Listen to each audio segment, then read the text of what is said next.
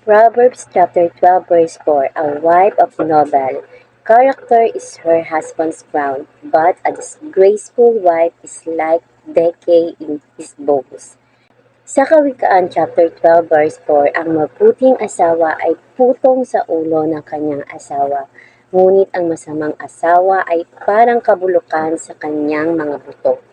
Sa mundong puno ng pagsubok at tukso, napakahalaga ng pagkakaroon ng isang taong may mabuting puso at matibay na pananampalataya.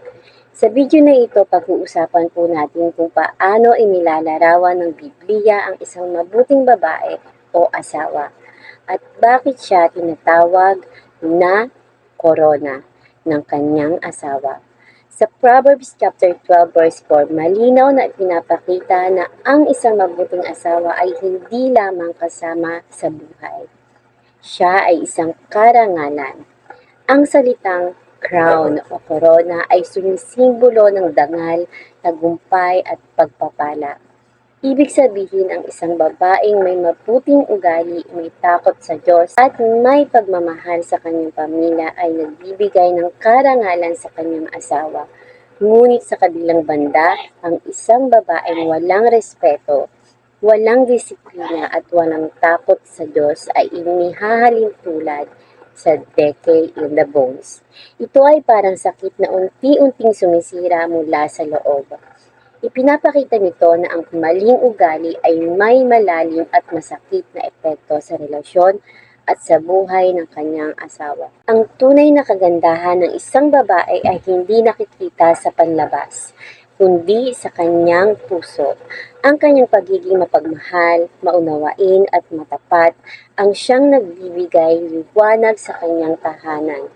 A good woman. Sa Proverbs chapter 31 verse 10, who can find a virtuous woman? For her price is far above rubies. Ang isang mabuting babae ay napakahalaga, hindi matutumbasan ng anumang kayamanan. At number 2, sa Proverbs chapter 31 verse 25, she is clothed with strength and dignity. She can laugh at the days to come. Siya ay matatag at may dignidad. Hindi natatakot sa hinaharap.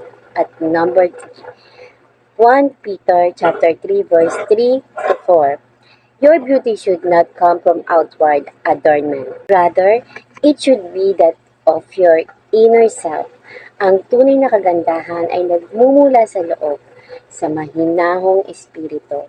At number 4, Proverbs chapter 14 verse 1. The wise woman builds her house, but with her own hands the foolish one tears hers down.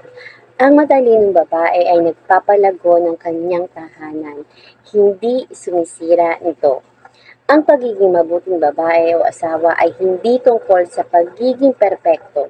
Ito ay tungkol sa pagkakaroon ng puso na sumusunod sa Diyos.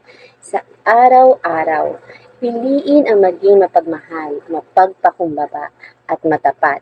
Sa ganitong paraan, ikaw ay magiging korona, hindi lamang sa iyong asawa kundi pati sa iyong pamilya. Kung nais mong magkaroon ng buhay na puno ng karunungan at pagpapala, magsimula ito sa puso na may takot sa Diyos. Tandaan, ang tunay na kagandahan ay nagmumula sa loob.